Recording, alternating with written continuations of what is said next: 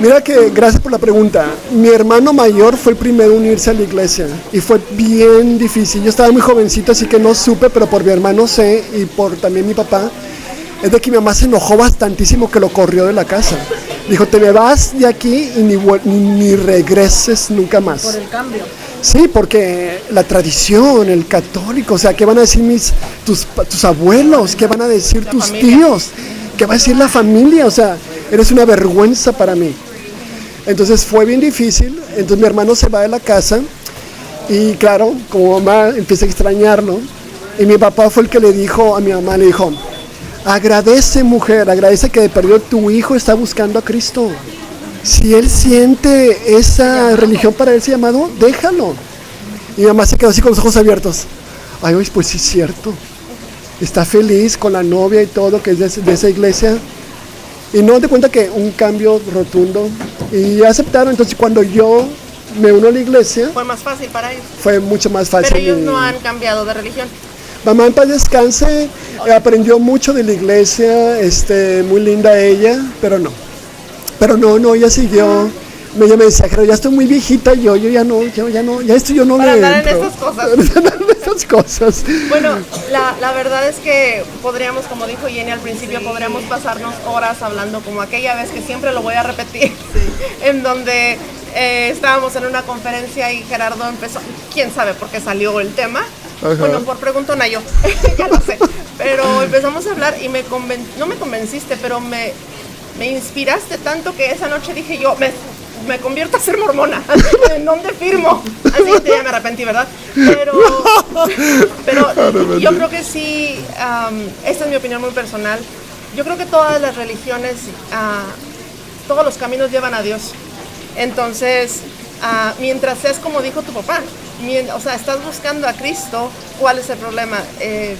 El nombre es lo de menos, el nombre de la religión es lo de menos, sino que estés buscando a Dios y a Cristo. Entonces, es muy interesante. Una pregunta que es típico de personas metiches como nosotros. ¿Es cierto que los mormones tienen 7 mujeres o 10 mujeres y todas viven en la misma casa y el esposo es así como el rey? Confiesa, Gerardo. Confiesa tus cosas aquí. Porque hemos visto un programa que se llama así, ¿no? Sister Wives. Ok, voy a decir como, no sé, como Vicente Fernández, que dice, aquí soy el rey. No, eso sucedió en los años de 1800, cuando fue una revelación que el profeta José Smith recibió, y fue una revelación dada por un periodo nada más, donde muchas madres, ¿verdad?, mujeres se quedaron viudas, porque en las guerras civiles de esas entonces se perdieron muchísimos varones dentro de la iglesia. Entonces, pues las mujeres venían al profeta y le decían, ¿qué vamos a hacer? O sea, ¿quién nos va a mantener? No tenemos eso, no tenemos aquello. Entonces, tuvo una revelación para cierto número de hombres dentro de la iglesia, no eran todos. Y fue nada más por un periodo de tiempo que se aceptó el tener varias mujeres. Estamos hablando de 2 o 3, donde también la esposa debería estar de acuerdo. ¿Tener 2, 3 maridos? No era así. Yo nunca lo verán tus ojos. No era así. Entonces la esposa tenía también que estar de acuerdo, ¿no? Y ahorita, la verdad, Jenny Jordana, o sea, yo lo pienso y muy difícil para mí entenderlo y comprenderlo. Tenemos que irnos y imaginarnos el contexto de esa época, del despertar de las personas por lo que estaban pasando. Pues ahorita se te hará complicado entenderlo, más en ese entonces no era así. Era algo normal. Era algo aceptable. Aceptable. No tanto normal, pero que era aceptable dentro de la gente que tenía una fe común. Ahora, quiero decirles también que el libro de Mormón originalmente, no es pregunta, pero lo quiero agregar, porque creo que es importante. El libro de Mormón fue escrito en hebreo y también en egipcio reformado. Y habían sido escritos en láminas de oro, no oro limpio, era oro con aleaciones, y estaban llenos de los jeroglíficos, ¿verdad?, hebreos, caracteres hebreos y egipcios. Entonces José Smith se le da una revelación donde estaban esas planchas de oro enterradas en un pueblito de Nueva York. Para ser exacto, es el condado de Ontario, en una pequeña villa que se llamaba Manchester. Y él ahí se le revela dónde estaban esas planchas o placas de oro, y ahí fue donde él las recibe. Estamos hablando del año de 1827, después de 4 años que se le había dado la revelación, pero él no estaba preparado para sacarlas aún porque estaba muy jovencito. Entonces cuando ya las tiene en 1827 comienza el trabajo de la traducción, y se llevó nada más como casi 6 meses para traducir todas esas planchas de oro. ¿Qué edad tenía a José Smith? Sí, José Smith. Cuando tuvo esa revelación. La primera revelación que tuvo, que vio a Dios Padre y a Cristo, tenía 14 años. Y después, a los 18 años, es cuando se le dan esas planchas de oro. Y antes de que tuviera esa revelación, ¿qué religión profesaba? Él estaba más de acuerdo a la iglesia metodista. A la iglesia metodista él sentía que estaban más cerca de la verdad. En ese entonces había un revuelo de religiones en los años de 1820 y tantos en ese condado en el estado de Nueva York, y él quería saber a qué religión tenía que él unirse. Entonces, cuando está leyendo la Santa Biblia en el Nuevo Testamento, en Santiago capítulo 1 versículo 5, le llegó con un gran poder esa escritura que dice: si careces de sabiduría, ven y pregúntame, le dice Dios. Entonces va a una arboleda y él le pregunta a Dios. Él solamente quería saber a qué iglesia unirse, no esperaba que iba a suceder todo lo que le sucedió a él. Entonces le dice a él que no se uniera a ninguna iglesia, porque de los labios hablaban de su amor, pero sus corazones estaban lejos de él. Entonces le dijo que después iba a venir a él a darle y a revelarle cuál iba a ser la religión. Y una última pregunta: ¿por qué no toman café? El café es considerado dañino al cuerpo, al templo de Dios, que somos nosotros, porque lo mancha dentro, interiormente, mancha las paredes del estómago, y en esa mancha provoca úlceras a través de los años.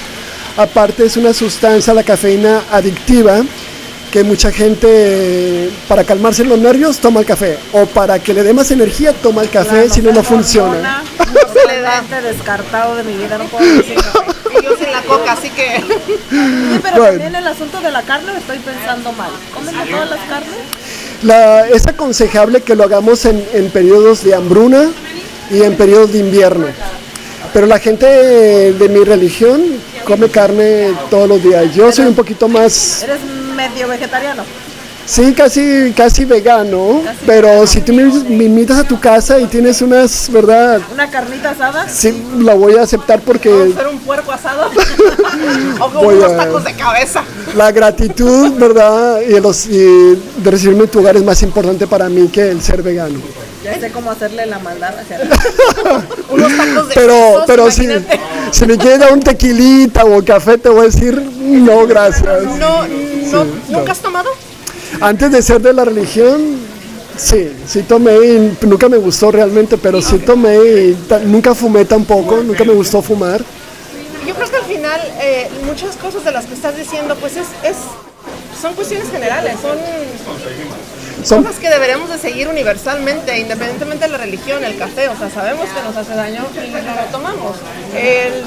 Todas las adicciones, el cigarro, entonces... ya, marihuana, todo eso, ¿verdad? Si no es... Es vivir una vida sana. Exactamente. Porque nuestro cuerpo es el templo de Dios. Así es, o sea, imagínate, vas a un templo, ¿verdad? ¿Qué pasó cuando Jesucristo les dijo, verdad? Ahora, la percepción que tenemos es de que Jesucristo les gritó, los corrió, los pataleó. Jesucristo, Él mostró un gran control en sí mismo, porque el enojo no es de Dios. O sea, el enojo es una energía que puede ser manejada positivamente para defender una postura tuya que es basada en la verdad. Entonces Jesucristo estaba protegiendo la casa de su Padre. No me hagas aquí un mercado de la casa de mi Padre. Entonces él tenía lo que se llama en inglés righteous indignation, una indignación basada en rectitud. Entonces, ¿verdad? Lo pintan a veces mucho como que descontrolado, o sea, que aventó esto y tiró aquello. Hizo berrinche, no es, pataleo. Exacto. No es eso no es verdad. No, la verdad no me acuerdo, pero sé que hablamos de esto, sabes que lo platicamos. Los católicos sabemos que si nos portamos bien nos vamos a ir al cielo, si nos portamos mal nos vamos a ir al infierno, y si nos portamos más o menos al purgatorio. ¿Es la misma idea con ustedes o cómo funciona después de la muerte que hay? Es mucho más amplia. Obviamente cuando uno muere, ¿verdad? Se separa el cuerpo del espíritu. Nosotros realmente somos seres espirituales teniendo esta experiencia corporal, de tener un cuerpo, de tener un tabernáculo que le está dando una cabida a nuestro espíritu. Y aquí Dios, el primer principio que nos ha dado es obediencia. Es el gran principio que nos ha dado. El otro don que nos ha dado es de que tenemos la libertad de elegir, ¿verdad? Lo que es la agencia moral, de elegir lo que queramos hacer, mas no elegimos las consecuencias de nuestros actos, ¿verdad? Nunca sabe cómo nos va a tocar. Entonces, cuando se separa el cuerpo y el espíritu, nuestro espíritu se va a un mundo espiritual en el que después de la segunda venida de Cristo vamos a estar en diferentes grados de gloria. Nosotros creemos que existen varios grados de gloria. El apóstol Pablo en el Nuevo Testamento, creo que es en la segunda de San Pedro, él habla de que hay diferentes grados de gloria. Los compara con la brillantez del sol, la brillantez de la luna y la brillantez de las estrellas. Eso era lo que te preguntaba hace rato. Yo andaba con los planetas. Ya entendí lo de la brillantez. Y la verdad, o sea... ¿Entonces nadie se va a la oscuridad? Sí. Si tú elegiste hacer ¿verdad? Hacer actos malos, matar a gente como Hitler, por decir así, obviamente no va a estar en un grado de gloria en el que yo pueda merecer, porque yo no cometí lo que él cometió. De hecho, él ningún grado de gloria va a tener más que se va a ir lo que es a la prisión eterna, ¿verdad? Donde se va a lamentar, eso de crujir los dientes y todo, se va a lamentar porque lo bueno que pudo haber hecho en la tierra, en lugar de todo lo erróneo que hizo. Porque él fue un gran líder. Y también Satanás, desafortunadamente, el orgullo los llevó a caminos bien diferentes. La soberbia. Correcto. Entonces, tú y yo, ¿verdad? Tú hiciste actos buenos, ayudaste a la gente, ¿verdad? Y tienes una vecina que pues nomás se la pasaba chismeando y a ver a quién le sacó ventaja y manipular. No va a estar en el mismo grado de gloria que tú vas a estar. Hay niveles. Exacto. Hay niveles. Exacto. Igual como de ahí el que... viene yo con la frase. Es igual, o sea, el jovencito que estudia y el que no estudia. Las consecuencias de cada uno. Exacto, o sea, entonces Dios es un Dios de justicia y de compasión o de misericordia al mismo tiempo. Va a entender que tú y yo de repente no nacimos en las mismas condiciones y no tuvimos las mismas oportunidades. Mas sin embargo dimos lo que pudimos con mucho amor y cariño. Que teníamos en ese momento. Exacto, entonces yo le decía a mi mamá, me acuerdo, mamá, no nos sorprendamos que la señora que usted dice que es una prostituta esté al lado de mí o al lado de un padrecito de la iglesia y la gente se va a sorprender, pero ¿cómo es posible?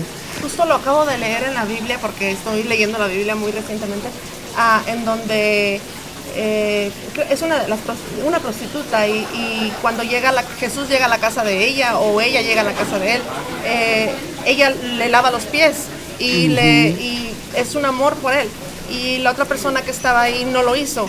Entonces la critica, entonces le dice, ella tiene más amor que lo que tú me dices que estás teniendo por mí. Mostrando. Sí, no, definitivamente. Entonces, digo, porque no sabemos qué camino han tomado en la vida, cómo les tocó, qué si esa mujer fue violada cuando fue niña o de adolescente.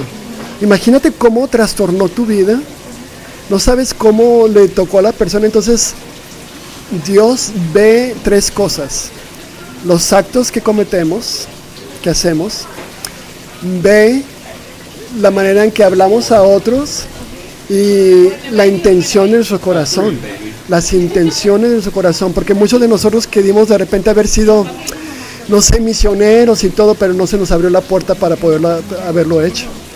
Entonces no tuvieron las mismas oportunidades que nosotros tuvimos. Así que Él ve todo eso. Por eso es un Dios justo, pero es un Dios misericordioso. Por eso no hay que juzgar. Se nos dice, ¿verdad? Mientras te ves tú la astillita, quítate la astillita antes de ver ¿cómo se dice? La viga que está en ti. O sea, la astillita que ves en aquel es una viga en ti mismo. Y me gusta mucho lo que dices de que nadie sabe el camino que he recorrido. Yo no sé el camino que Jenny tuvo que recorrer para llegar a donde está hoy. Las cosas que tuvo que hacer, buenas o malas, fueron decisiones de ella, igual yo. Entonces, al final, como siempre decimos, la gente no me va a juzgar. Bueno, sí lo va a hacer, pero al final es Dios. O sea, Él es el que va a decidir, va a tomar en cuenta lo que hiciste. Y si lo hiciste, como dices, de corazón, tus actos. Si lo hiciste nada más para quedar bien con la gente, Dios lo sabe. Y es un juicio basado en amor. Y yo, no que en mi iglesia lo enseñemos, pero yo a través de lo que he leído, tanto en la Biblia como en el libro de Mormón, es como tener un estéreo. Para mí la Biblia es como tener uno de los audífonos, pero te falta el otro para escuchar en estéreo. Entonces para mí el libro de Mormón me amplió, me puso un estéreo. Sí, es como un estéreo. Vi mucho más allá de lo que simplemente veía yo en la Biblia. Entonces te digo, bien hermoso, pero igual, ¿no? Cada quien nos lleva la vida en diferentes caminos. Y yo no soy más o soy menos que la persona otra vez que está en un pueblito y que venera con mucho amor a la Virgen María, o tiene un amor por cierto santo, ¿verdad? Yo respeto eso, o sea, es donde está la persona, porque realmente la conversión que sucedió en mí fue a través del Espíritu Santo. No fue por las palabras de Gerardo a Jordana esa noche. O sea, la persona se convierte porque es el Espíritu Santo que toca tu corazón y tú sientes que es un camino nuevo para ti para comenzar en tu vida. Y fue lo que me pasó a mí cuando me cambié a Toronto, Canadá. Era esa búsqueda que yo tenía y me tocó a mí de esa manera. E igual hay mucho judío que se convierte al cristianismo, musulmanes que se convierten al cristianismo y a veces hasta viceversa, a veces también. Así que no sabemos. Ya ven por qué esa noche Gerardo casi me convenció. Fue el Espíritu Santo, así es. El Espíritu Santo por medio de Gerardo que me habló, pero bueno, la verdad somos instrumento nada más nosotros. Tú y yo nada más somos instrumentos.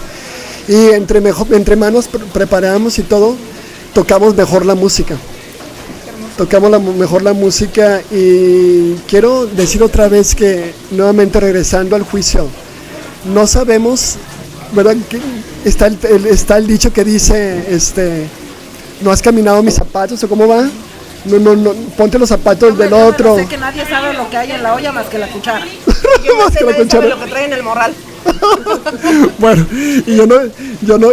y para mí era algo de los zapatos. Entonces, yo cuando tengo la oportunidad de enseñar este principio es de que antes de yo ponerme los zapatos de la otra persona para querer entender, tengo que removerme los míos primero, y luego para darme cuenta que de repente me quedaron muy grandes o me quedaron muy chiquitos.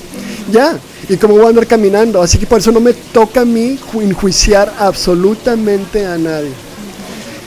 ¿Me entiendes? O sea, no es de mí. Yo comparto lo mío porque le tengo mucho amor, cómo me llegó a mí, y la gente lo va a aceptar porque es a través del Espíritu Santo nada más. Por eso Gerardo es nuestro mormón favorito. Es nuestro mormón favorito, sí, exactamente. Y se llama Libro de Mormón porque fue recopilado por un historiador que vivió aproximadamente 420 y tantos años después de Cristo en este continente, y él recopiló muchísimas láminas de diferentes metales y por eso se llama Libro de Mormón, porque él fue el historiador que los compiló. Las planchas de oro eran muchísimas. También algo que José Smith tenía eran las planchas de bronce que hablaban desde la creación hasta el reinado de Sedequías, en el primer año de Sedequías, que fue el rey de Judea. Hasta ahí él tenía José Smith. Existen, pero fueron regresadas al Ángel Moroni, pero otra vez la iglesia no lo va a decir, pero claro que existen en alguna parte. Es en Seattle. En Lago Salado, Salt Lake City. Sí. Lago Salado. Está la gran, está la sede. está la sede y ahí vive nuestro profeta, ¿verdad? Él tiene 97 años. ¿El profeta de ustedes es como el papa de nosotros? Sí, lo puedes comparar. Y de hecho le quiero decir que nuestra iglesia tiene una relación muy hermosa con la iglesia católica porque de perdido dos principios nos unen, que es el matrimonio entre un hombre y una mujer y también en lo que es no abortos, o sea, no aborción para nada. Lo que es vida, ¿verdad? Si tienes un niño de una manera, pues da la adopción si no puedes criarlo. O sea, no creemos en la aborción ni tampoco en matrimonios homosexuales, ¿verdad? Respetamos eso, pero no lo hacemos en nuestra iglesia. Entonces sí son muy parecidos a la iglesia católica. Así es, tiene una relación el Papa y el profeta de nosotros tiene una relación muy hermosa. Sí. Quiero que sepan. So. Podemos continuar con esta plática horas, pero creo que ya se nos está terminando el tiempo, desafortunadamente. Te queremos agradecer mucho, Gerardo, por esta plática. Bueno, entonces, muchas gracias, Gerardo, por eso te queríamos invitar para que la gente te conociera, lo que haces en tu vida diaria, en tu trabajo profesional, pero más para que nos hablaras de tu religión, que es muy interesante y que siempre debemos de aprender de todo. Claro, el conocimiento es poder, como siempre lo hemos dicho, como lo dijiste tú hace un rato, y es por eso que estás aquí. Muchas gracias. De nada, ¿no? Y yo le invito a la gente que lea el libro de Mormón como un libro de historia, porque hablan de nuestra gente. La gente que escribió el libro de Mormón son los antecedentes o los ancestros de los aztecas, de los mayas, de los incas. Ellos tenían todos sus escritos, pero fueron enterrados porque desafortunadamente estas dos civilizaciones se exterminaron entre ellas. Claro, sobrevivieron algunos, que es otra vez vinieron los aztecas, los mayas y los incas. Por ejemplo, en México se habla mucho del Quetzalcóatl, de un dios, ¿verdad? De un hombre blanco que azules. Ese es el Cristo, pero nomás lo sabían como leyenda. Pues cuando llega Hernán Cortés, ellos pensaban que ese era el dios, por eso los aztecas, siendo guerreros, le dieron la bienvenida a Hernán Cortés pensando que ese era Dios que había regresado. Y no era así. Pero les invito a que lo lean como historia, ¿verdad? Y cualquier pregunta que tengan, ya saben dónde encontrarme. Mi teléfono es el 816-695-2619. Alianzas en la Universidad de Kansas City. Para que vean el buen corazón que tiene este hombre. Hasta su teléfono da para que le llamen. Muchas gracias, Gerardo, y es un honor estar contigo. Y vengan a José Locos. No se van a arrepentir, se los prometemos, no se van a arrepentir. Muy sabroso. Tapatío relleno, buenísimo. Sigo con mi mal del puerco, ese no se me quitó. Sí, por eso ya quiere acabar el programa, no porque no hay tiempo ni nada, es porque ya le dio el mal del puerco y ya se quiere dormir. Pero muchas gracias y vengan a José Locos, el que está en la Butterfield, y coman rico y ya me acordé, las margaritas. Michelada, las margaritas y las micheladas de morirse. Pero vengan, gracias. No para mí, bye. No para él. No para mí.